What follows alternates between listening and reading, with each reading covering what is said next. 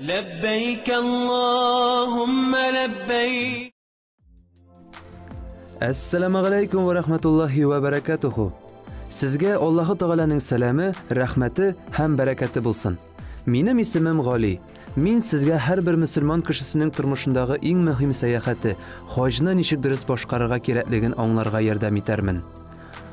Oldagi darsda biz sizning bilan hojga hozirlanish ravishi haqida сөйләштек, hozir so'zimiz ihrom turida bo'lar. Ihrom hojning tub shartlarining birisi. Ihrom so'zi 3 turli ma'noga ega. Birinchisi, hoj vaqtida hojilar kiyatirgan jiysiz oq kiyim. Ikkinchisi ise talbiya aytib hoj ham g'umra qilу niyatin bildiru. Üçüncüsü ise hoj ham g'umra vaqtida hojilarning ayrim bir ruhiy holatda bo'luvi bek muhim. Otlar ihromi iki zo'r oq to'qima kesagidan tura, oni hojilar miqotni o'tganda kiyalar. Xotin qizlar ihromi g'adatiy hijobdan ayrilib turmay. Hozirgi dunyoda dress-kodni o'tav talab etila turgan bek ko'p ilkolar bor. Masalan, meditsinada, harbiy xizmatda, politsiyada yoki ayrim bir ish turlari uchun maxsus kiyimlar. Amma ihrom ul g'odigina to'qima kesaklari yoki ayrim bir kiyim formasi tugil. Bu hoj ham g'umra qilish uchun muhim shartda. Hoj yil sayin o'ta turgan voqea. Onda bir vaqtda butun dunyodan izgi o'rinlarga kelgan millionlangan musulmon qatnasha, Alloh taolo rizoligi uchun bir turli amallar qila, bir turli kiyim kiya. Ihromning oq tusi gunohsizlik, soflik ham igilikni simvollashtiradi.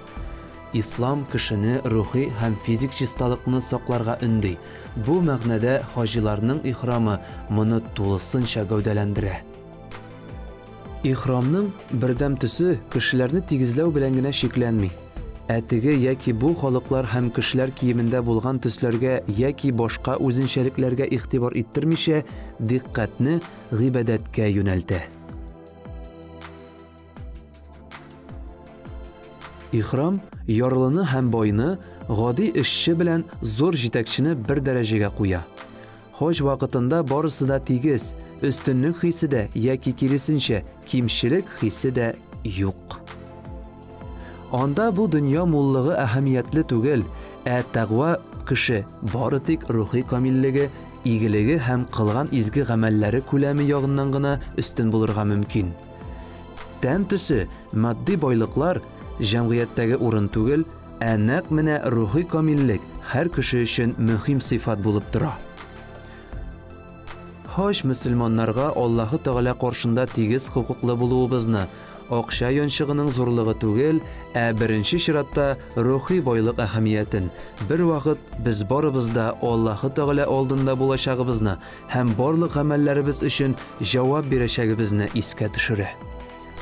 Ihromga kirgancha g'usl olu xayrliroq. Tanlardagi ortiq tuklarni qiruv, tirnoqlarni kesuv, miyiqlarni qisqartuv, sheshlaringizni ham soqolingizni tartibga keltirishga tiyishsiz. G'usl olu mumkinligi bo'lmasa, tahorat olirga kerak bo'lashaq. Erlar ihromi ikki kesak oq to'qimadan turadi. Birsi belga o'rala, oni qo'yish yoki bulavka bilan berkitib bo'ladi. Ihromning ikkinchi ilishi jilkalarına solina, ham boshdan qola gavdaning ustki ilishini o'rab qo'yila. Erotning oyoq kiyimi yobiq bo'lirga tiyish tugil. Ularning ihrominda oyoq boshlar shulay uq tiyilgan.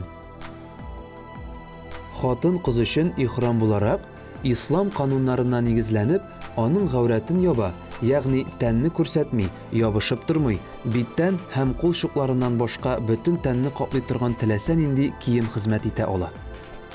Ihromga kirib, hoj ham g'umra yo'llarini boshqaruv uchun birinchi odim. Boshda ihromga kirishga, onlari endi hojning 3 turining qo'ysin qilirga tilaysiz, shunga qarab tiyishli niyatni aytirga kerak. Hoji ihrom kiygach, ham hoj qilirga niyatlagach, ul qo'y bir amallarni boshqaruvga cheklav solgan ihrom holatına kira. Hojning barliq kerakli yo'llari o'talgancha bu amallarni boshqarishga yoramay. Demak, ихрамлы килеш түбәндә әйтеләчәк гамәлләрне эшләү тыелган булып чыга. Алар инде булайрак. Беренчесе, чәчләрне һәм тырнакларны кисү, аларны кыскарту, шулай ук гәүдәнең теләсә кайсы өлешендәге чәчне кисү. Икенчесе, хуш исле майлар, шулай ук теләсә нинди әйберләр, дымлы салфеткалардан файдалану. Шуңа күрә хош өчен исе булмаган шәхси гигиена чаралары һәм сабын сатып алырга кирәк. Өченчесе, ир белән хатынга якынлык кылу, үбешү, кочаклашу. Дүртенчесе, өйләнү һәм кияүгә чыгу. Бишенчесе, хайваннарны аулау, ауда тотылган хайваннарның итен ашау. Алтынчысы, ирләргә башларын каплау, тегелгән киемнәр кию. Җиденчесе, хатын-кызларга битләрен каплый торган пәрәнҗә һәм перчатка кию. Бизәнү әйберләре, сәгатьләр, каешлар, кулчатыр куллану һәм күзлек йөртү тыелмый. Бүгенгә шул, кадерле дуслар. Ассаламу алейкум ва рахматуллахи ва баракатуху. Сезгә Аллаһу Тәгаләнең сәламе, рәхмәте ва бәрәкәте булсын.